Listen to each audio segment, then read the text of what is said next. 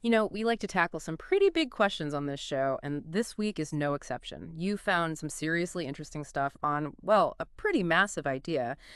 We're diving into whether black Democrats are actually, like, truly starting to rethink their loyalty to the party. And that's a huge deal when you think about how central black voters have been to the Democrats for, like, forever. It's a massive question for sure.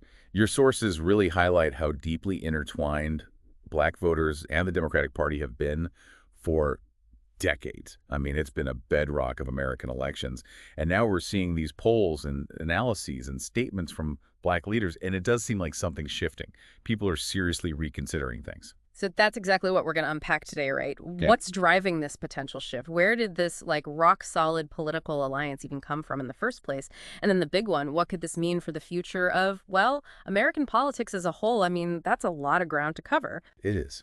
And to really get this whole moving away from the Democrats thing, Mhm. we got to go back, right? We got to understand how this strong connection even happened. It wasn't some overnight thing. It's a journey. Yeah, the sources really drive that home. You look at today, and it seems like black voters and the Democrats are like inseparable. But zooming out historically, that wasn't always the case. It wasn't a given at all. Exactly. Early on, I mean, we're talking early 20th century, even going back to Reconstruction, actually the Civil War, you actually saw a lot of black communities, especially in the North, siding with the Republicans. Yeah. And there's a pretty obvious reason for that. The Republicans were the party of Lincoln, the party that ended slavery. Emancipation, right. I mean, that's going to carry some serious weight. So how did things start to, I don't know, how did that change? What were the turning points? The sources point to FDR, Franklin Delano Roosevelt. Mm. His New Deal policies in the 1930s, that's when things started to tilt. You had the Great Depression, people were hurting, especially black communities. And these New Deal programs, they offered relief, a lifeline, and people responded to that. Okay, so economics start to push things in a different direction. But it feels like the 60s were when this whole alliance really solidified in a much bigger way, right? Absolutely. The 60s were pivotal. You had LBJ, Lyndon B. Johnson pushing for the Civil Rights Act of 1964 and the Voting Rights Act of 1965. Those were monumental, I mean, huge. And the sources really highlight how those laws, which tackle discrimination head-on, they face massive pushback from Southern Democrats, the Dixiecrats, and a good chunk of the Republicans, too. And that's what sealed the deal. Black voters saw who was on their side, who was fighting for their fundamental rights, and that connection, it's been strong ever since. I mean, think about it. Since then, Democratic presidential candidates, they consistently get over 90% of the black vote. That's some serious loyalty. It is remarkable. And then you have Obama's election, his presidencies, 2008, 2012. Those were high points. I mean, record black voter turnout, massive engagement. The Democrats, they relied heavily on black voters, and those voters, they showed up. But here's the twist, right? The sources also say that maybe, just maybe, that reliance, it led to some complacency on the Democrats' part. Like they just assumed that support would always be there no matter what. Yeah, that's a key point raised in the material. The argument is that even though black voters were showing up, actually delivering tangible change, especially on issues that directly impact black communities, well, that's where things fall short. It's a sense of, I don't know, unmet expectations, like promises weren't kept. So let's dig into that feeling of like things haven't really gotten better. What are the specific areas where we see that sentiment coming up the most? Well, economic inequality is a big one. The wealth gap, it just won't budge. Yeah. You've got the challenges of affordable housing, access to capital for black-owned businesses. Mhm. One source even talked about black entrepreneurs feeling overlooked. Like the Democrats focus so much on big corporations, their unique struggles get lost in the noise.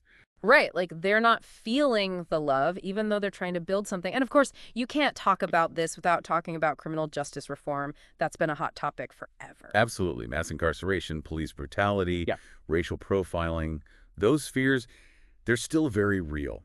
And the feeling is, look, we talk about reform, but real change at the federal level, meaningful action, it's just not happening fast enough. And then there's voting rights. I mean, that's the foundation of everything. The sources talk about this constant fight to pass federal protections, while at the same time, you've got all these voter suppression efforts happening at the state level, often led by Republicans. It's got to be so frustrating. Like, we fought so hard for the right to vote, and now it feels like those rights are under attack. Yeah, it's like this underlying feeling of, are you really protecting us? Are you really fighting for our right to participate? It's disillusioning. Like, we show up for you, but are you showing up for us on something this fundamental? Now, another thing that comes up in the sources is this tension within the Democratic Party itself. You've got the progressives and then the more, I don't know, the establishment Democrats. How does that play into all of this?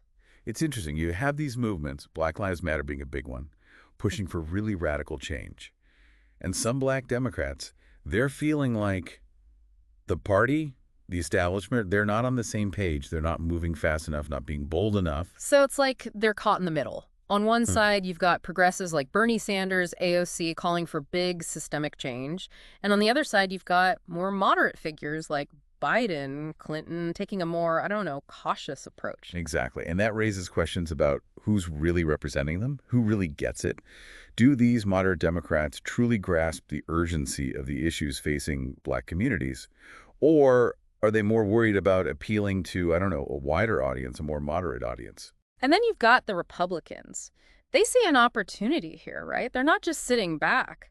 The sources talk about them actively trying to reach black conservatives to win them over. Oh, yeah. They see a crack, and they're trying to wedge it open. Most black voters are still Democrats. That's not changing overnight. But the Republicans, they're getting strategic. They're talking about economic empowerment, school choice, supporting black businesses. And they're also pointing fingers saying, look, the Democrats haven't delivered. Look at our cities, look at our schools. And they've got some prominent black voices on their side now, too, right? Tim Scott, Byron Donalds, Candace Owens, like those names, they're getting attention. They are, and that matters. It shows that there are black people who identify with Republican values, with their policies. It's not just a white party, and that message, for some people, it resonates. And there's another interesting piece here, right? The sources mention black activists who are like, forget both parties. I'm done. They're looking at third parties, going independent. That's some serious frustration with the system. It is. It's like they're saying, neither party is really speaking for me, for us. They're looking for something different, something new, something that actually addresses their concerns. It's a small group, but it's a sign of how deep this dissatisfaction runs. And we can't forget about the generational aspect of all this. The sources make a big point of saying that younger black voters, Gen Z, millennials, they're not as tied to the Democrats as their parents or grandparents. Yeah, younger voters, they're looking at things differently. They want to see action, and they want it now. Student debt, climate change, gun violence, those are their priorities. And they're not afraid to shake things up. They're not going to blindly follow tradition. So when we look back at the 2020 election, did we actually see any of this playing out? Like, did the numbers show any kind of shift? You know, the sources suggest that maybe, just maybe, 2020 was the start of something. Biden won the black vote for sure, but there were some interesting details. Support among black men, it was a bit softer than usual. And Trump, he actually increased his share of the black vote in some key states, like Florida, Georgia. It wasn't much, but something to watch. One article specifically mentioned a 3-point dip in support for the Democratic candidate among black men in the Midwest. And they said that's statistically significant, something worth paying attention to. And then you had these progressive black candidates winning primaries against more establishment Democrats like Cori Bush. That feels significant too. It does. It shows the growing power of the progressive wing, and it suggests that some black voters, they want something different, something bolder. The bottom line from 2020 is that while most black voters still went blue, that support, it might not be the sure thing it once was. The Democrats can't take it for granted anymore. So what happens if the Democrats don't figure this out? Like, what are the risks if they ignore all these warning signs? The risks are huge.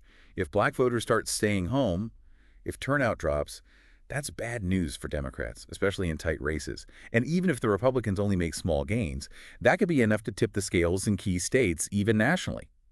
And then there's the internal struggle within the party.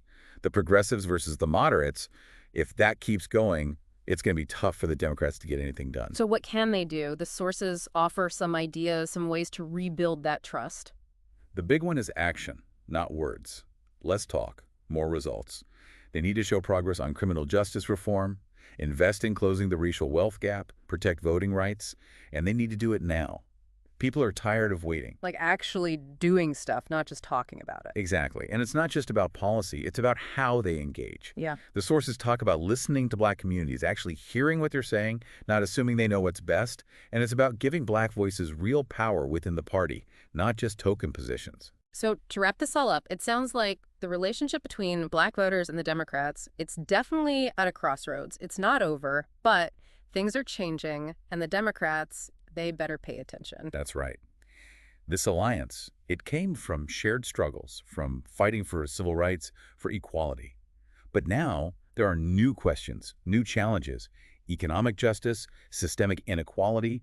Are the Democrats really tackling those issues head on? That's what people are asking. So that's the question for you, our listener. What do you think? Is this just a blip, a temporary bump in the road, or are we seeing a realignment, a fundamental shift in American politics? And as the political landscape keeps evolving, here's another thing to think about.